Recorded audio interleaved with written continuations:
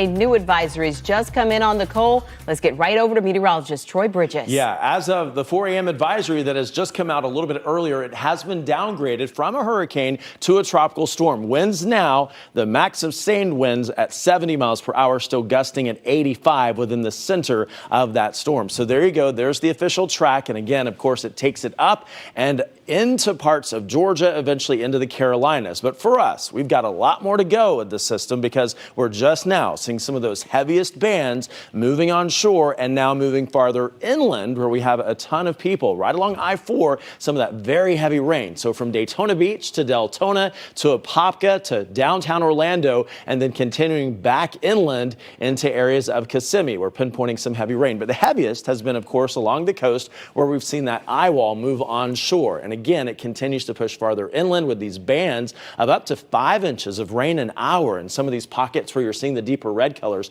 So Rockledge to Cape Canaveral on up to Merritt Island, you've seen some very heavy rain, as well as Titusville and then points north of there. Of course, in these same bands where you're seeing the deeper reds, we're having the strongest winds, some sustained winds up close to 60 miles per hour or greater. But again, more heavy rain out to sea will be moving on shore. So Daytona Beach, Ponce Inlet, Edgewater, seeing some of that moderate to heavy rain, the heaviest stuff on its way, and more will be moving into parts of inland Volusia County. So here's the future radar. And again, watch all that heavy rain. Western zones will begin to see some of that within the next hour or so as more of those bands push inland. The wind, of course, a huge concern. Also kicking up those seas, leading to beach erosion. These are sustained winds across central Florida, sustained close to tropical storm force at 35 miles per hour right now in Orlando. 39 and higher would be tropical storm force. Look at that. We've got 39 mile per hour winds right now sustained in Sanford, 33 in Daytona Beach, 44